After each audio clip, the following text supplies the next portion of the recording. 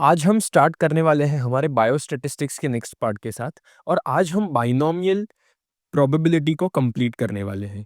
अब हमने last time cover कर लिया था जो भी अलग-अलग टाइप्स के हमारे पास क्वेश्चंस आते हैं क्वेश्चन पेपर में from the pharmaceutical point of view.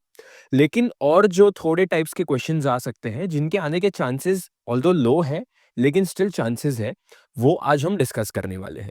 तो सबसे पहला क्वेश्चन हमारे पास है, comment on the following. The mean of a binomial distribution is 5 and its variance is 9।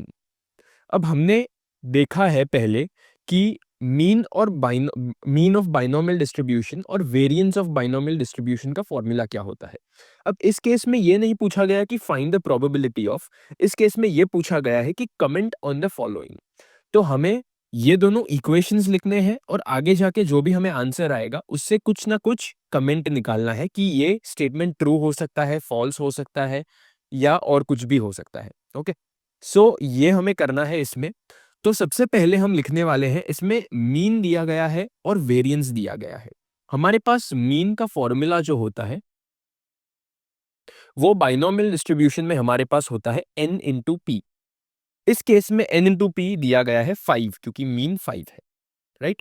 सो ये तो सबसे पहली चीज हुई। नेक्स्ट है हमारे पास वेरिएंस। वेरिएंस का फॉर्मूला जो है हमारे पास वो हमारे पास है n into P into Q. Okay, अगर आपने ये वीडियो नहीं देखा है जिसमें मैंने सब फॉर्मूला कवर करवाए थे और इंट्रोडक्शन कवर करवाया था बाइनोमियल डिस्ट्रीब्यूशन का, तो वो आप जाके देख सकते हैं, मैंने पूरी प्लेलिस्ट बना रखी है। तो ये हुआ हमारा एनपीक्यू जो कि है वेरिएंस। अब हमें क्या करना है, अब हमें बेसिकली कुछ भी ऐसा करना है, ये दोनों इक्वेशंस के साथ कुछ ना कुछ खेल खेलना है जिससे कि हमें कोई एक वैल्यू मिल सके और उससे हम इस पूरे स्टेटमेंट्स पे कमेंट कर सके। ओके, सो इस केस में आपको क्या दिख रहा है, इस केस में आपको दिख रहा है कि सिर्फ एक ही अलग टर्म है दोनों इक्वेशंस में जो कि है क्यू। दोनों में एन और पी प्रेजेंट है और क्यू दोनों में प्रेजेंट नहीं है, सिर्फ वेरिएंस में प्रेजेंस है। तो इस केस में हमें करना क्या है, हम कर सकते हैं variance divide by mean.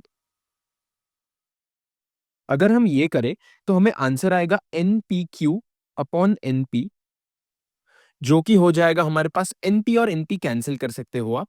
So Q ये हो जाएगा हमारे पास, अगर हम वेरिएंस और मीन ये दोनों का न्यूमेरिकल वैल्यूज के फॉर्म में अगर हम ये पूरा इक्वेशन लिखें तो हमें पता है कि वेरिएंस हमारे पास 9 है क्योंकि ये क्वेश्चन में दिया गया है।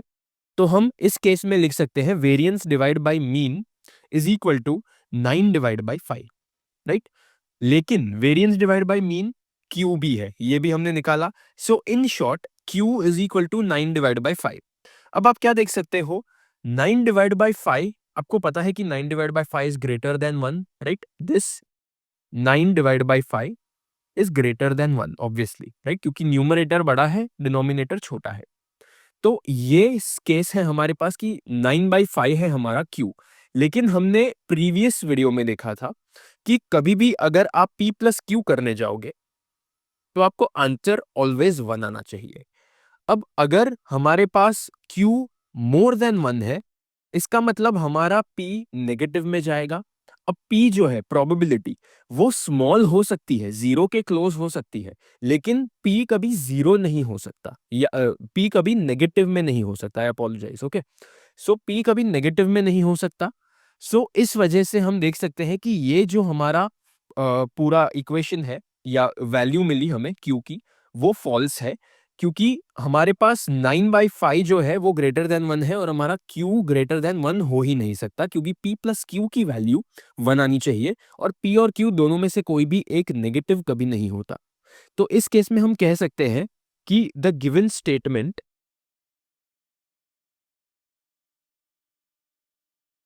Is wrong. ओके, ये जो हमारा स्टेटमेंट दिया गया है हमें, ये नहीं हो सकता क्योंकि q की वैल्यू मोर देन 1 नहीं आ सकती। q या p किसी की भी वैल्यू दोनों में से 1 से ज्यादा नहीं आ सकती। सो ये तो हुआ सबसे पहला सम।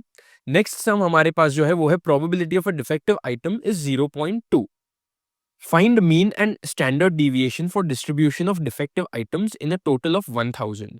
अब लास्ट वीडियो में हमने डिस्कस किया था, यहां पर हमें डिफेक्टिव आइटम दिया गया है और यहां पर भी डिफेक्टिव आइटम लिखा गया है। तो इस केस में हमारे पास जो ये 0.2 है वो हमारे पास है p। ओके, क्यू नहीं पी है, इवन दो ये डिफेक्टिव है, लेकिन हमें क्वेश्चन में पूछा भी डिफेक्टिव गया है, इसलिए हमारे पास इस केस में पी है 0.2। अब अगर हम p plus q is equal to 1 का फॉर्मूला लगाए तो q is equal to 0.8, right, ये इतना हुआ। नेक्स्ट है हमारे पास n दिया गया है जो है 1000, ये वाला टर्म। ओके, सो ये तो हुआ एन पी और क्यू। अब हम इजिली मीन फाइंड कर सकते हैं। Mean is equal to n p which will be equal to 1000 into 0.2, जो कि हो जाएगा हमारे पास 200। नेक्स्ट वैल्यू हमें जो निकालनी है वो है स्टैंडर्ड डिविएशन की। स्टैंडर्ड डिविएशन का फॉर्मूला होता है square root of n p q which will give you square root of 1000 into 0.2 into 0.8। अब ये मैं पूरा कैलकुलेट नहीं करते बैठूंगा, मैं फाइनल आंसर बताऊंगा आपको, आप जरूर कैलकुलेट करना। ये सभी को पहले मल्टीप्लाई कर देना और ये पूरी वैल्यू का स्क्वायर रूट ले लेना, ये आपका फाइनल आंसर होगा। आपका फाइनल आंसर स्टैंडर्ड डिविएशन का आएगा 12.65। ओके, सो ये है स्टैंडर्ड डिविएशन, ये है मीन, तो ये दोनों हमें मिल गया। अब हम करते हैं हमारे बाइनोमियल डिस्ट्रीब्यूशन का लास्ट सम, जो है ये। इसमें लिखा गया है विद द यूजुअल नोटेशंस, यानी कि नोटेशंस यानी क्या, हमने जो p of x is equal to वाला जो पूरा फॉर्मूला लिखा था वही है बेसिकली इस केस में जो नोटेशन से ये लोग कहना चाहते हैं क्वेश्चन में। Okay, so with the usual notations find p for binomial random variable x if n is equal to 6 and npx is equal to 4 is equal to px is equal to 2। अब ये पूरा सम देखने में थोड़ा intimidating लगता है, लेकिन इसका आंसर इतना इजी है कि आप भी एक बार सोल्यूशन आपको पता चले तो देखोगे कि कितना इजी हो सकता है इसका आंसर। ओके, यहां पर हमें दिया गया है n क्या है, साथ ही साथ हमें दिया गया है एक इक्वेशन। अब ये जो इक्वेशन है 9px is equal to 4 is equal to px is equal to 2, ये जो इक्वेशन है इसको हम एक्सपैंड करके लिख सकते हैं। हमारे पास इस केस में 9 तो ऐसे ही रहेगा मल्टीप्लाइड बाय ये पूरा p of x is equal to 4। इस केस में हमें n दिया गया है, हमें p और q नहीं पता, लेकिन वो हम p और q के फॉर्म में ही रहने देंगे।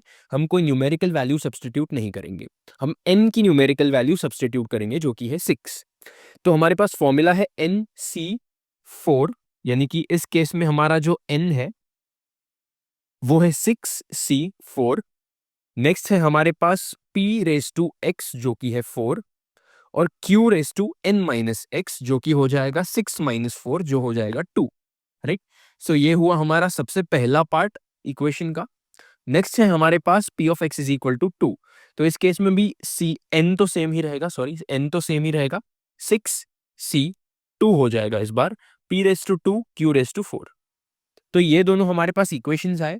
अब हम क्या कर सकते हैं, हम इस केस में 6c और 6c नहीं काट सकते, ये कभी गलती मत करना। 6c4 एक पूरा टर्म है, 6c2 एक पूरा टर्म है, तो इसे हमें पहले सब्स्टिट्यूट करना होगा। ओके, ये जो न्यूमेरिकल वैल्यूज आएगी उन्हें सब्स्टिट्यूट करना होगा, लेकिन हम ये p और q को इजीली काट सकते हैं।